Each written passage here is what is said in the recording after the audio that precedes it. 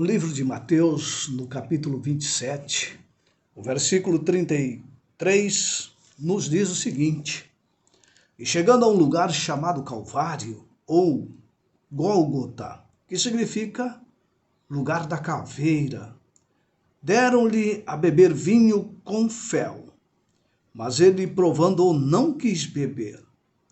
Depois de o crucificarem, repartiram entre si as suas vestes, tirando sorte.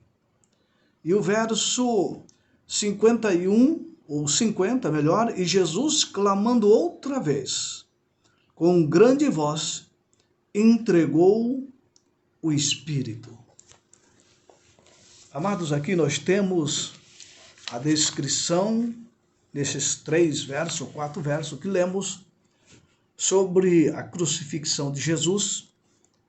É necessário, é bom que nós lemos a Bíblia Sagrada, o relato dos evangelhos sobre esse assunto que é tão importante, falando sobre a cruz de Cristo, a crucifixão do Filho de Deus. Mas quando nós falamos sobre cruz, a palavra cruz ela desperta diversas reações diferentes em cada pessoa. Cruzes, elas povoam imagens ou povoam cemitérios, né?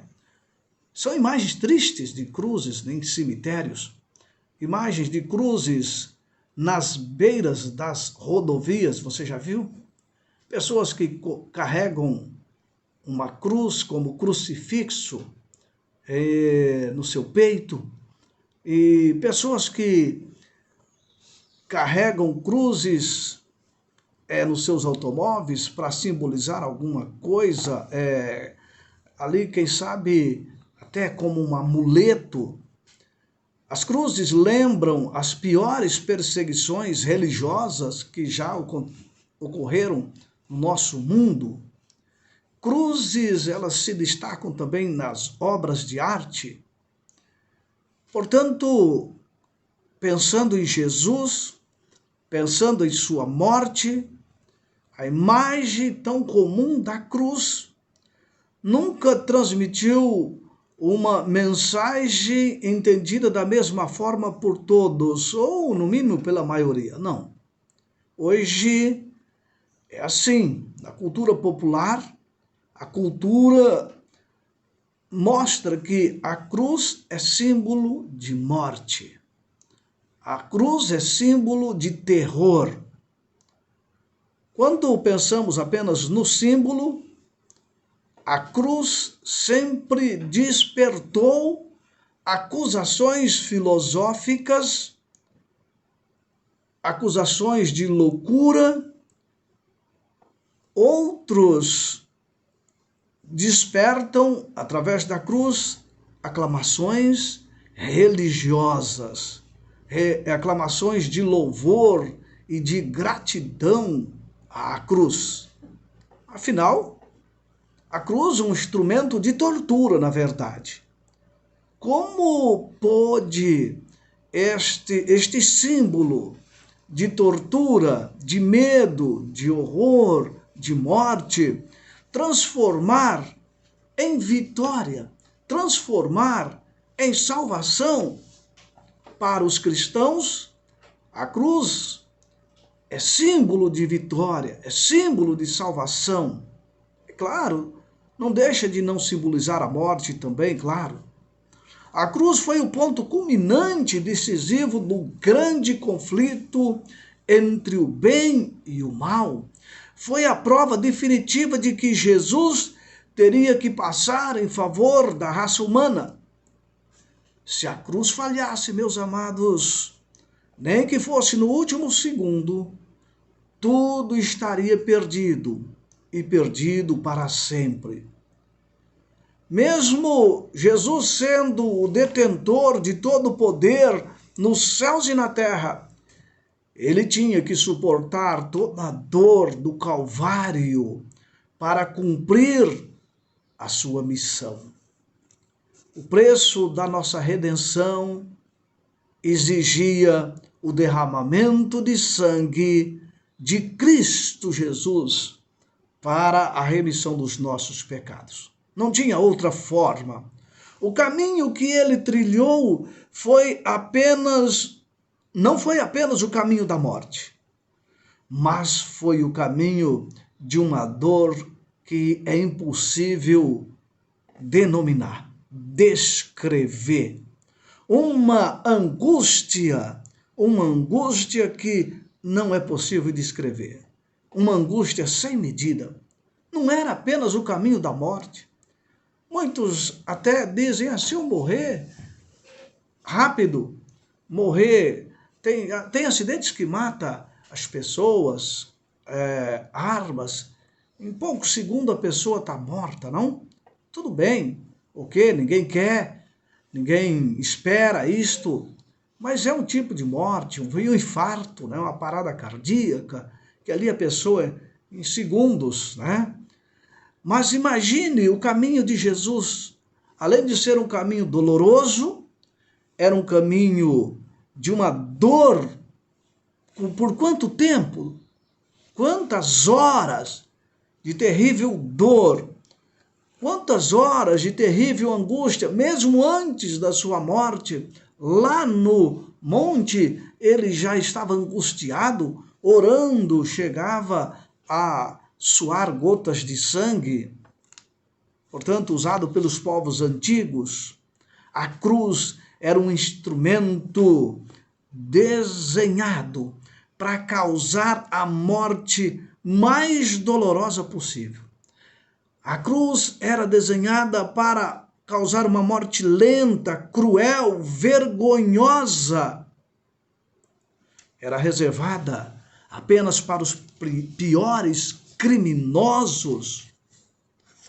Para Cícero, o orador romano que viveu entre 106 e 43 a.C., ele chega a dizer que crucificar um cidadão romano é crime. Chicoteá-lo é abominação. E crucificá-lo, o que é? Na ideia, na mente de Cícero, chicoteá-lo, o que é? Ou melhor, crucificá-lo. Se crucificar era um crime, chicoteá-lo era abominação e crucificá-lo, ele não responde o que é. Sabe por quê? Ele chega a dizer, não há palavras que possa descrever ato tão horrível que é o da crucifixão. Portanto, Cícero só pergunta, crucificá-lo, o que é? Isso é para demonstrar que a crucifixão é algo que não tem palavras para descrever. Um médico legista, investigador criminal, Frederic Zugibe, ele se dedicou a estudar anatomicamente os efeitos da crucifixão sobre o corpo de Jesus. E após décadas de pesquisa, de experiência científica, ele escreveu um livro de aproximadamente, de 456 páginas, e ali ele dá uma ideia mais clara da brutalidade que a crucifixão de Jesus representou. Não apenas a dele, mas em específico a crucifixão de Jesus, que ele estudou mais a fundo. Esta crucifixão era um método de tortura comum, diz ele, desde o século VI a.C. Não foi só Jesus que foi crucificado. Entre os romanos, era uma punição comum para os inimigos do império e para os cidadãos romanos traidores. Era comum.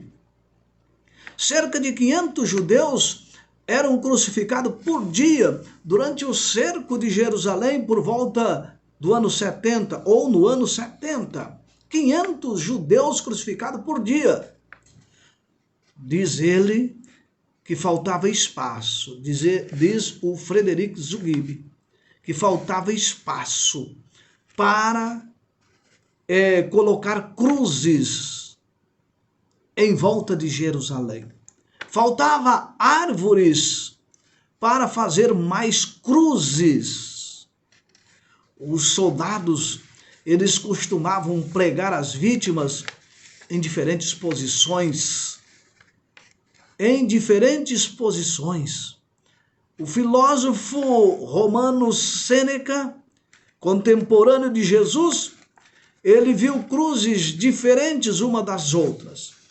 E ele afirmou: algumas têm suas vítimas com a cabeça batendo no chão. Outras empalam a cruz, ou empalam partes íntimas. Outras mantêm o braço do condenado esticado na parte horizontal da cruz. Veja que ele diz: uns de cabeça para baixo, batendo a cabeça no chão, outros empalam suas partes íntimas, ou seja, eles espetavam as cruzes ou estaca pelas partes íntimas do condenado. Outros eram crucificados de braços abertos, com uma madeira horizontal sobre aquela estaca, formando uma cruz. Geralmente, um grupo de 5 soldados realizava o trabalho de forma profissional. O exator, ou chamado de condutor da morte, liderava um grupo que escoltava o prisioneiro até o lugar da execução, geralmente próximo a túmulos e valas, e ele tinha que assegurar que o condenado não morresse antes da hora. Foi por isso que, ao Jesus cair sobre o peso do madeiro, Simão Cirineu foi obrigado pelos soldados a ajudar Jesus a carregar a cruz, porque Jesus poderia morrer antes e eles tinham um tempo determinado. Eles não podiam morrer antes, portanto, o soldado tinha até alguns cuidados para que a morte se prolongasse mais. Após uma noite de julgamentos ilegais, espancamento, humilhação, então Jesus foi açoitado com chicote, aquele chicote romanos que tinha ponta de metal, pontas de ossos, que rasgava a pele do condenado, rasgava os músculos das costas, afetava os ossos e até os órgãos internos. Segundo Zugibe, Cristo já havia perdido muito sangue e se desidratava rapidamente sob o forte calor do sol. A exaustão de Jesus foi acompanhada pela falta de ar, pelo fluido pleural que estava lentamente se acumulando em seus pulmões. Uma dor extrema de neuralgia do trigêmeo irradiava-se por seu rosto e pelo couro cabeludo toda vez que tropeçava ou caía, e sofreu fortes dores em todos os seus músculos e juntas.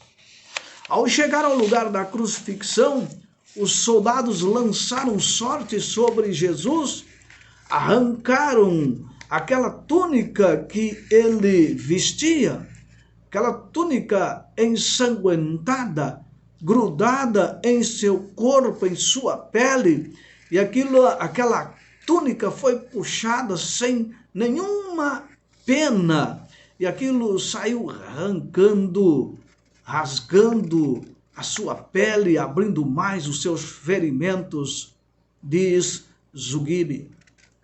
Em geral, as cruzes tinham apenas 2 metros de altura, para facilitar a colocação e a retirada dos prisioneiros. As cruzes mais altas eram reservadas para criminosos especiais. Então tinha algumas cruzes mais altas. Eles utilizavam pregos enferrujados de cerca de 12 centímetros que pregavam as suas mãos ou os punhos, que sejam, e também pregava os pés, um pé sobre o outro. E as cruzes não tinham aquele apoio como são pintados nos quadros, aquele apoio para os pés, geralmente não tinha aquele apoio, aquilo são pinturas. Eles eram pregados no peito do pé, rente à coluna da cruz. E os joelhos, então, do condenado permaneciam todo o tempo flexionado, deixando a vítima em uma condição de contínuo esforço e fadiga muscular, tentando se equilibrar sob os pés com um cravo terrível ali pregado.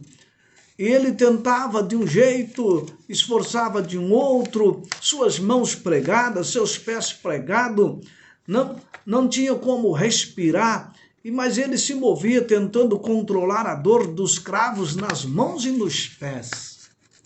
Normalmente os condenados, eles eram pendurados sem roupa sobre a cruz, exposto à mais degradante humilhação. Os cravos geravam uma dor extrema ao esgarçar os tecidos sensíveis das mãos, dos pés, de todo o corpo, especialmente dos braços, que ali suportavam o peso daquele corpo. Bastava uma brisa suave ou a luz solar que refletia, ou o vento que batia sobre aqueles ferimentos para causar uma dor queimante, contínua e lacinante, segundo o estudioso Zugibe.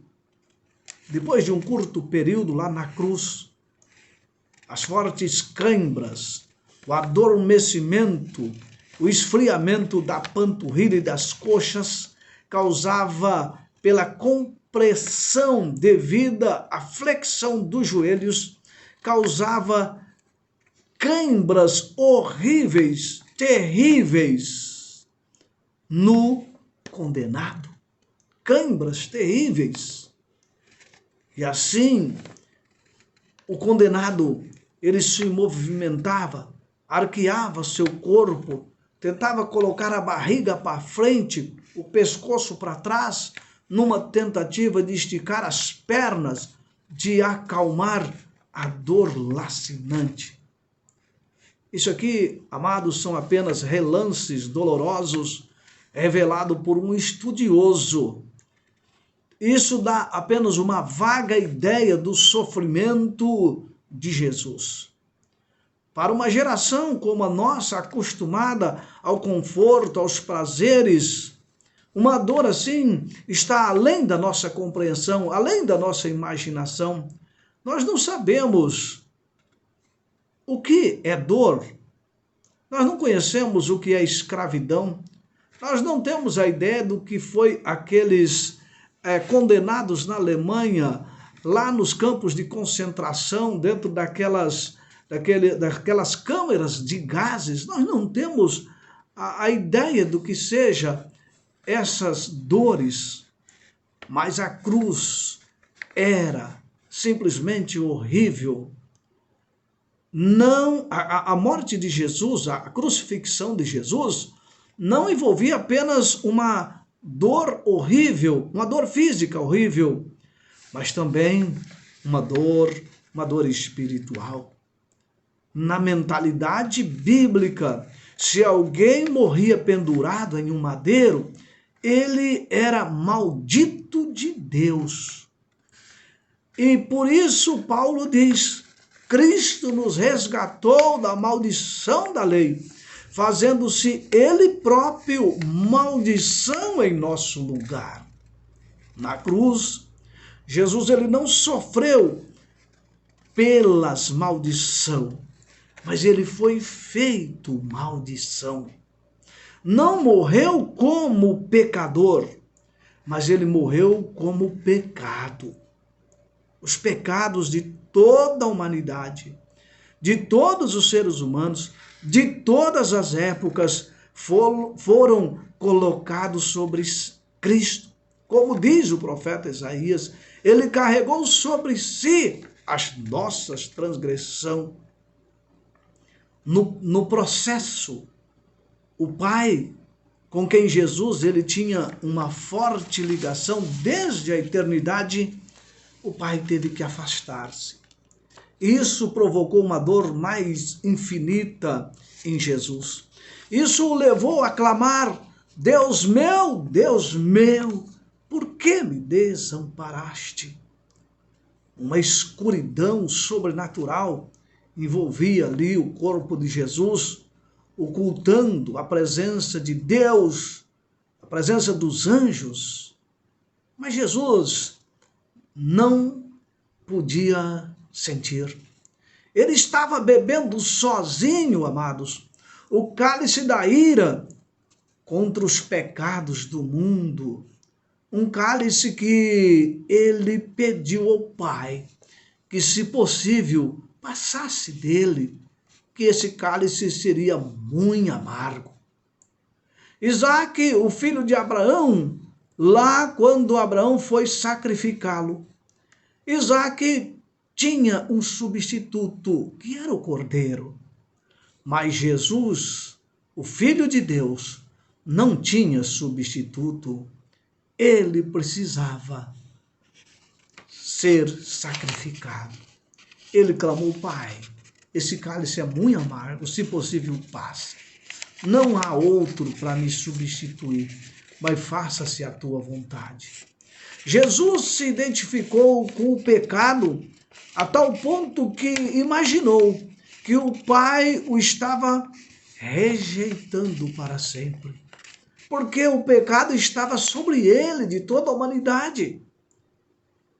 Parece que Jesus era o maior pecador, o mais indigno pecador, parece. Sabe por quê? Porque ele estava carregando o pecado de toda a humanidade. O afastamento do rosto divino, nessa hora de suprema angústia, penetrou no coração de Jesus como uma dor que nunca poderá ser compreendida pelo ser humano. Essa agonia era tão grande que ele mal sentia a dor física. A maior dor era a separação do Pai. O Salvador não podia enxergar além do sepulcro. Ele temia que o pecado fosse tão ofensivo a Deus que a sua separação tivesse sido eterna.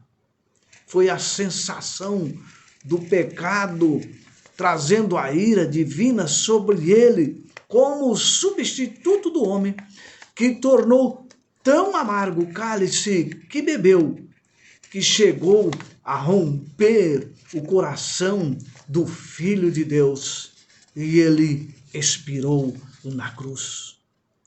Mesmo, amados, sem ele ver uma porta de saída, ele não desistiu de mim e de você. Mesmo ele não vendo uma porta de saída, ele não desistiu de mim e de você. Assim como Moisés levantou uma serpente lá no deserto, era necessário que o Filho do Homem também fosse levantado, para que todos aqueles que olhassem para ele e crescem nele, tivessem ou têm a vida eterna. Amados, basta nós olharmos para o homem cravado na cruz, aquele homem que foi amaldiçoado, sendo inocente, aquele homem que foi feito pecado, sem ser pecador. Basta olharmos para ele para termos a salvação. Basta confiarmos no sacrifício que ele realizou para poder termos a salvação. No caminho até o Calvário, Jesus sofreu o ataque mortal da serpente satânica. Ele foi ferido pelo inimigo, que fez com que ele sofresse ao máximo. Fez com que ele sofresse ao máximo para que desistisse de salvar a humanidade. Por outro lado, pela primeira vez, Satanás teve Jesus em suas mãos. Satanás teve Jesus em suas mãos. Como um pecador que Satanás era, ele não pôde conter a sua vontade incontrolável de torturar Jesus, de matá-lo, por mais que ele soubesse que isso prejudicaria a si mesmo. Ah, meus queridos, a vontade incontrolável daquele pecador Satanás era fazer com que Jesus pecasse, com que Jesus blasfemasse antes de morrer. O pecado é assim, meus amados, sempre leva à autodestruição, sempre leva à autodestruição, por mais ilógico que ela pareça. Aquela promessa que foi feita a Adão lá no Éden estava se cumprindo. A serpente lhe ferirás o calcanhar. Cristo, o segundo Adão, não falhou. O segundo Adão, ele foi vitorioso. O primeiro Adão falhou, mas o segundo Adão foi vitorioso. O pecado entrou por um homem, mas por um homem o pecado também pôde ser eliminado. Sim, Jesus pagou o preço pela humanidade. Agora, por um só homem, a graça de Deus prevaleceu. Paulo diz, onde abundou o pecado, superabundou a graça. Quando você olha para o sacrifício de Cristo, para aquele sofrimento tão horrível na cruz do Calvário, há quase 2000 anos atrás, ontem, sexta-feira, considerada a sexta-feira da crucifixão ou da paixão de Cristo, o que isto tudo representa para mim e para você? Você pode ficar indiferente a tamanho sacrifício por nossos pecados? Podemos ficar indiferente a tamanho amor? Jesus podia ter desistido, porque a raça humana ela é pecadora, ela é má, a natureza humana é maléfica, é mal. Toda regra tem exceção, não é? Mas nós temos essa natureza pecaminosa.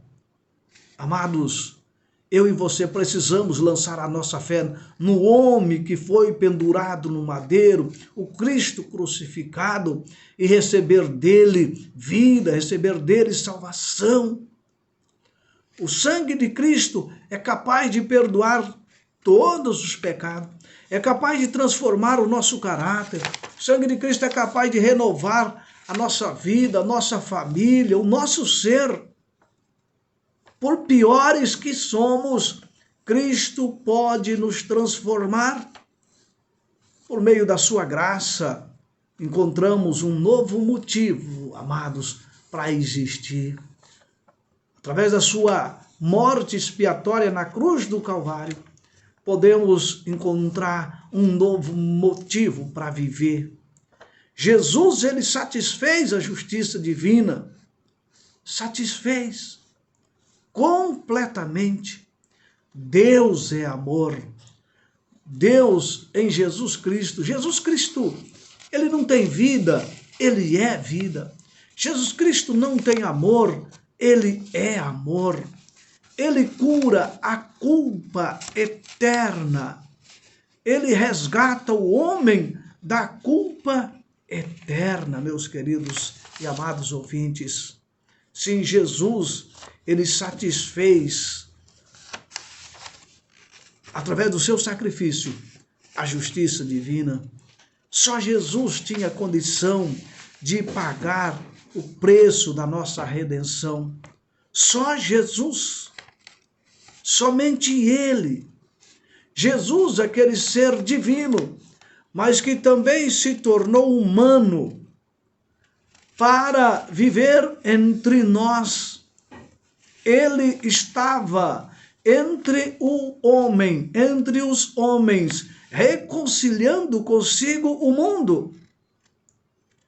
Em Cristo, meus amados, Deus pagou para si mesmo o preço eterno do resgate. Além dele satisfazer a justiça de Deus, ele também satisfez a sua própria santidade. Jesus satisfez a sua própria obra de justificação. Não há nenhum justo sequer debaixo da terra, mas Jesus sim, o justo, que nos justifica através da sua morte expiatória. Jesus foi humilhado. Jesus foi humilhado para que eu e você fôssemos exaltados. Jesus desceu a esse mundo pecador para que eu e você pudéssemos ter direito a um mundo eterno, sem pecado. Jesus sofreu horríveis dores no Calvário, para que eu e você tenhamos o direito de nunca mais sofrer dores. Jesus chorou pelos nossos pecados, para que eu e você tenhamos o direito de nunca mais chorar. Jesus morreu na cruz do Calvário, para que eu e você tivéssemos o direito de nunca mais morrer, termos vida eterna. Jesus sofreu a zombaria, os desabafos, ele foi cuspido, despido, surrado, torturado, para que eu e você tivéssemos a liberdade e a oportunidade de um dia vê-lo face a face. Jesus não desistiu de você. Jesus não desistiu de mim. Jesus não desistiu de nós. Embora pecadores e falhos como somos, ele não desistiu. Ele morreu. Ao terceiro dia ele ressuscitou. Ele subiu ao céu. E hoje ele intercede por mim e por você. Ele está intercedendo. Ele está aqui, aí onde você estiver, através do seu Santo Espírito, para nos confortar, para nos dar a vitória sobre o pecado, para nos dar a liberdade e a oportunidade de vivermos eternamente.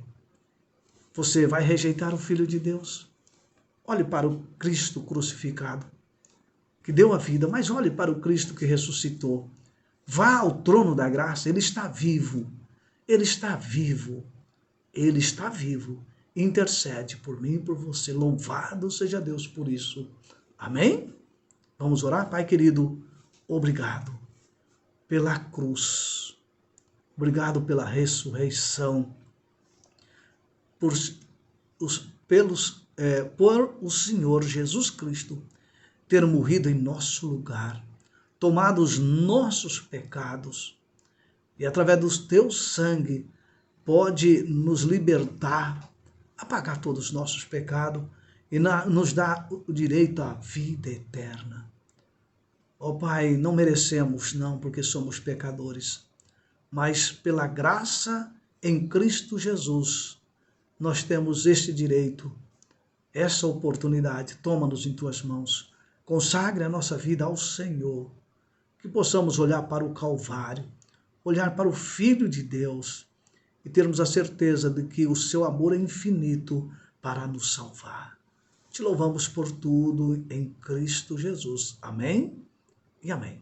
Meus amados, quero desejar a você um bom final de semana. Espero você no próximo programa, se assim Deus nos permitir. E até lá.